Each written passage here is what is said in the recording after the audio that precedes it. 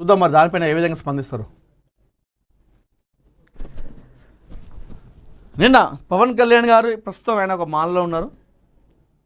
మంగళగిరిలోని నరసింహస్వామి పాకాల నరసింహస్వామి ఉంటుంది, పానకాల నరసింహస్వామి అనుకుంటా, అక్కడ దీక్ష పడతారు ప్రతి ఏటా.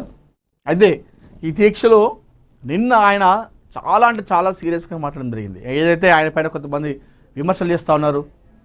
ఇప్పటికే తెలంగాణ నుండి అటు కేవీఆర్ జర్నలిస్టు అదేవిధంగా ప్రశ్న రావణ్ ఇద్దరు కూడా అరెస్టు కావడం జరిగింది. ఈ అరెస్టు వెనకాల కాంగ్రెస్ ప్రభుత్వం అంటే తెలంగాణ ప్రభుత్వం ఆంధ్రప్రదేశ్ ప్రభుత్వానికి సపోర్ట్ చేస్తూ ఉంది.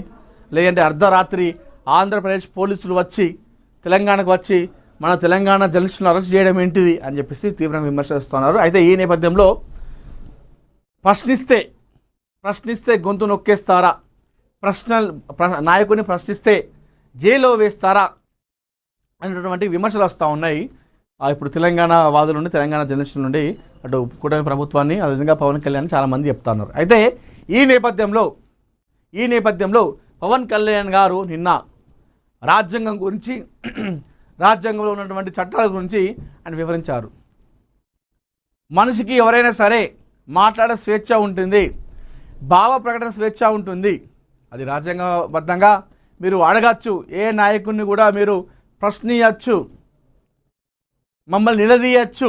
అంటే మా విధానాల పట్ల, మా ప్రభుత్వాల విధానాల పట్ల మీరు అడగచ్చు, ప్రశ్నించచ్చు, ఏమైనా చేయొచ్చు. ఇది రాజ్యాంగంలో ఉంది, మేము రాజ్యాంగాన్ని గౌరవిస్తాం. ఇదే రాజ్యాంగంలో వ్యక్తిని తిట్టుమని, వ్యక్తిని వ్యక్తిగతంగా విమర్శలు చేయమని, వ్యక్తిగతంగా ఆ మనిషి యొక్క జీవితాన్ని బయట పెట్టమని రాజ్యాంగం ఏనాడు చెప్పలేదు అని చెప్పేసి నిన్న చాలా అంటే చాలా సీరియస్ కావడం జరిగింది పవన్ కళ్యాణ్ గారు, ఆంధ్రప్రదేశ్ డిప్యూటీ సీఎం. ఆధారాలు లేని ఆరోపణలు సహించం, సోషల్ మీడియా దుర్వినియోగంపై పవన్ హెచ్చరిక.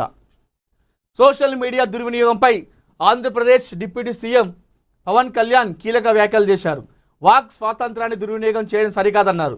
ఒకరి హక్కులను మరొకరు హరిస్తే చట్టపరమైన చర్యలు తెప్పవని హెచ్చరించారు. ప్రజాస్వామ్యంలో ప్రశ్నించే హక్కును స్వాగతిస్తామని, కానీ ఆధారాలు లేకుండా ఆరోపణలు చేయడం సహించబోమని స్పష్టం చేశారు. మత విశ్వాసాలను దెబ్బతీయడం రాజ్యాంగం కల్పించిన హక్కు కాదని పవన్ అన్నారు. వ్యక్తిగత దూషణలు, చంపేస్తామని బెదిరించడం, దేవుళ్ళు దేవతలపైన ఉద్దేశపూర్వకంగా వ్యాఖ్యలు చేయడం సమంజసం కాదన్నారు. నిర్మాణాత్మక విమర్శలను ప్రభుత్వం ఎప్పుడు స్వాగతిస్తుందని చెప్పారు. సైబర్ వేధింపులు, పరువు ప్రతిష్టలను దెబ్బతీసే చర్యలు ఆందోళన కలిగిస్తాయని పవన్ పేర్కొన్నారు. నేరస్తులకు కులం, మతం ఉండదని స్పష్టం చేశారు. సోషల్ మీడియా వల్ల ఇబ్బందులు ఎదుర్కొంటున్న వారికి ప్రభుత్వం అండగా ఉంటుందని హామీ ఇచ్చారు. డిప్యూటీ సీఎం కార్యాలయంలో ఇందుకోసం ప్రత్యేక విభాగాన్ని ఏర్పాటు చేస్తామని ప్రకటించారు. బాధితులు ఆధారాలతో ఫిర్యాదు చేస్తే వెంటనే విచారణ చేపట్టి కఠిన చర్యలు తీసుకుంటామని తెలిపారు. ఇలాంటి నేరాలకు పాల్పడిన వారిపై బిఎన్ఎస్ నిబంధనల ప్రకారం చర్యలు తీసుకుంటామని స్పష్టం చేశారు. ఒకడు క్రైమ్ చేసిండు, ఒకడు నేరం చేసిండు. నేరగానికి కులం, మతం అంటగడతారా? వాడు నేరస్తుడు, వాడొక నేరస్తుడు అంతే. వానికి కులం రంగు పులవడం ఏంటి, మతం రంగు పులవడం ఏంటి అని చెప్పేసి పవన్ నిన్న సీరియస్ కావడం జరిగింది. వాడొక నేరస్తుడు, నేరం చేసిండు అంతే. ఆ మనిషి నేరస్తుడు, ఆ మనిషి నేరం చేస్తే వాని కులం ఏం తప్పు చేసింది, వాని మతం ఏం తప్పు చేసింది? ఓవరాల్ కులానికి మతానికి ఎందుకు ఆపాదిస్తారు? మీరు నిర్మాణాత్మక విమర్శలు చేస్తే స్వాగతిస్తాం, ఇష్టానుసారంగా తిట్టడం, విమర్శలు చేయడం, వ్యక్తిగతంగా దూషిస్తే మాత్రం అది సహించబోము, అది రాజ్యాంగ ప్రకారం విరుద్ధం అని చెప్పేసి చెప్తా ఉన్నారు పవన్ కళ్యాణ్ గారు. ఎమ్మెల్సీలపై గురి, నల్గొండకు గుత్తా అమిత్. హైదరాబాద్ రంగారెడ్డి సీటు కోసం బిగ్ ఫైట్, స్వయంగా పరిశీలిస్తున్న సీఎం రేవంత్. రేసులో సంపత్ కుమార్, సామ రామ్మోహన్ రెడ్డి, బొంతు రామ్మోహన్. నల్గొండ వరంగల్పై బీఆర్ఎస్, హైదరాబాద్పై బీజేపీ కన్ను. త్వరలో గవర్నర్ కోట ఎమ్మెల్సీలు కూడా అని చెప్పేసి చూస్తూ ఉన్నాము. సో ఇప్పుడు ఈ ఎమ్మెల్సీలు అయితే వీళ్ళ పేరు వినిపిస్తూ ఉంది మనకు. సంపత్ కుమార్, అదేవిధంగా రామ్మోహన్ రెడ్డి, బొంతు రామ్మోహన్, వీళ్ళందరి పేరు కూడా వినిపిస్తూ ఉంది. మనం చూద్దాం మరి వీళ్ళకి ఇందులో ఎవరికి వస్తుంది ఎమ్మెల్సీ. ఎమ్మెల్సీ ఎన్నికలపై ప్రధాన రాజకీయ పార్టీలు దృష్టి సారించాయి. వచ్చే ఏడాది మార్చిలో ఎన్నికలు జరిగే అవకాశం ఉన్న గ్రాడ్యుయేట్ ఎమ్మెల్సీ ఎన్నికలకు సంబంధించి ఓటర్ల నమోదు ప్రసారం సుదీర్ఘ ప్రయాసాలతో కూడుకున్న కార్యక్రమం కావడంతో దీనిపైన ఖండిస్తున్న ప్రధాన పార్టీలు ఏడాది ముందుగానే కనీసం 6 మాసాల ముందుగానే స్పష్టత ఇవ్వడం ఆనవాయితీగా ఉంది. అలాంటి వారినే విజయం పలకరిస్తుంది. చివరి దాకా తడపటాయించిన వారు వెనుకబడుతున్నారు. నల్గొండ ఎమ్మెల్సీ విషయంలో కాంగ్రెస్ ముందస్తు ఖరారుతో లాభపడగా కరీంనగర్లో చివరి దాకా సాగదీసి బోల్తపడింది. ఇప్పుడు ముఖ్యమంత్రి ఉప ముఖ్యమంత్రి ప్రాతినిధ్యం వహిస్తున్న ప్రాంతాలు స్వతహాగా కాంగ్రెస్కు కంచుకోటలు. ఇందులోనూ ఒకటి కాంగ్రెస్ అధికారంలోకి వచ్చిన తర్వాత